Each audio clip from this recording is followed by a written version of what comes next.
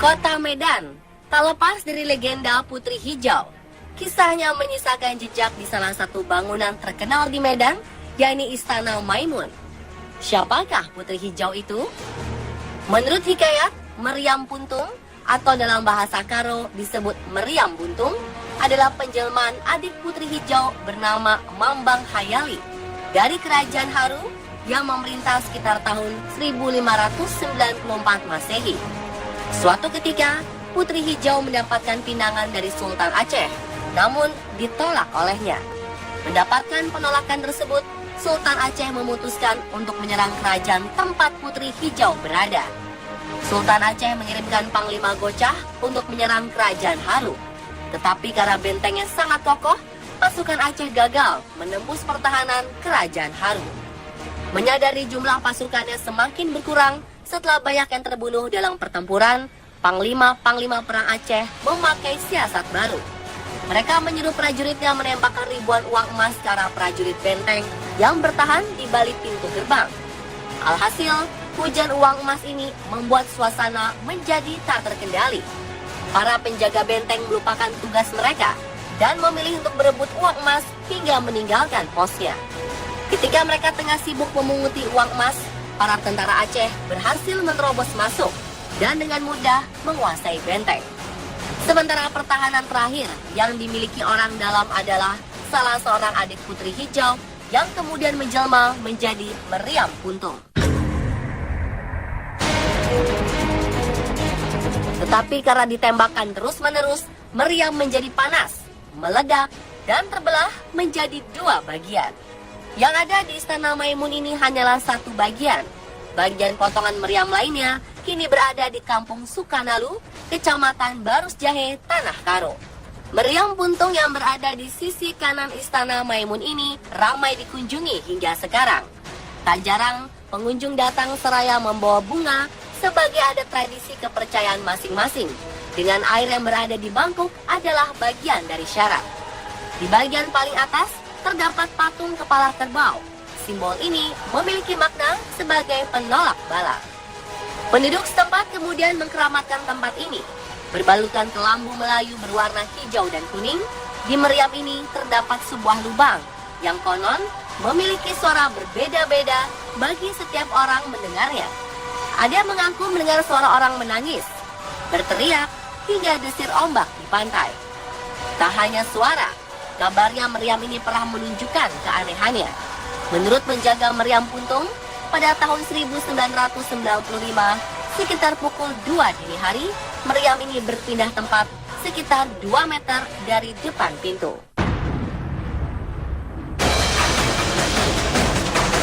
Melihat si meriam bergeser, para penjaga kemudian bergotong royong mengembalikan meriam ke tempat semula. Cerita tentang Putri Hijau tidak berhenti sampai situ saja. Konon, di sebuah desa bernama Desa Amplas Pasar 1, Kecamatan Percut Setuan, memiliki sebuah tempat terkait dengan Putri Hijau. Tempat ini disebut sebagai Keramat Kuda. Menurut Bapak Nasib, yang pernah mendengar cerita tentang Keramat Kuda ini, cerita bermula karena perang yang terjadi saat Putri Hijau menolak pinangan Sultan Aceh. Waktu itu Putri Aceh, Raja Aceh meminang Putri Hijau. Di situ kan menjadi peperangan, nggak setuju. Jadi ya Panglima Aceh sama Panglima Dena ini tadi istilahnya cuma udah berkelahi lah. Udah berkelahi sama saktinya orang itu enggak ya. Halah dua-dua sak kuda-kudanya masuk, jadi itulah timbul dua bukit itu. Nah, jadi maka kan dipanggil orang Keramat Kuda karena orang yang dulu tahu masalahnya itu panglimanya sama kuda-kudanya sekali raib tenggelam di situ. Tak jauh dari Keramat Kuda terdapat sebuah tempat bernama Desa Kolam.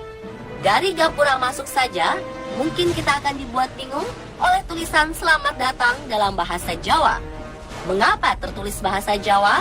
Padahal tempat ini ada di Sumatera Utara. Ya, rata-rata di desa ini, masyarakatnya adalah turunan Jawa yang berada di Medan. Desa Kolam juga menyimpan misteri sendiri di dalamnya, yaitu kisah Nyai Ronggeng.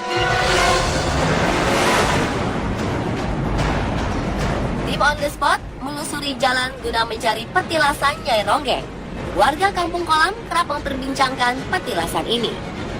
Setelah menempuh perjalanan menyusuri perkebunan-perkebunan, tim on the spot akhirnya menemukan tempat yang dipercaya sebagai petilasan Nyai Ronggeng.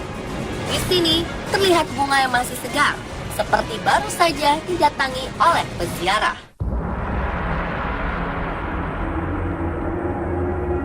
Di bagian pojok ruangan terdapat batu-batu besar. Masyarakat meyakini disinilah tempat asli petilasan Nyai Ronggeng. Tempat ini masih dianggap keramat hingga sebelum kami melakukan pengambilan gambar, Bapak Nasib meminta izin terlebih dahulu kepada para penghuni petilasan yang tak lain adalah Nyai Ronggeng. Lalu siapakah Nyai Ronggeng yang berada di Desa Kolam, Kota Medan ini?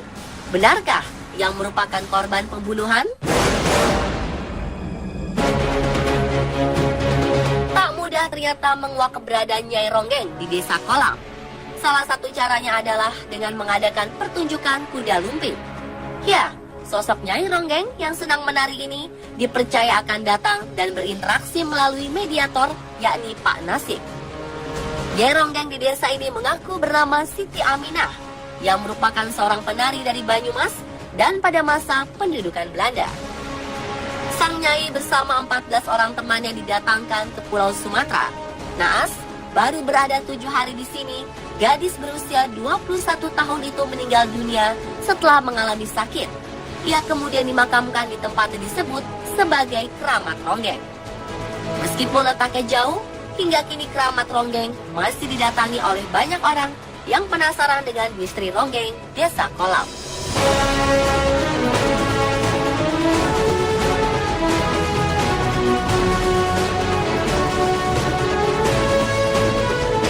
Dan pemirsa, itulah legenda Putri Hijau dan Keramat Ronggeng di Desa Kolam, Medan, Sumatera Utara.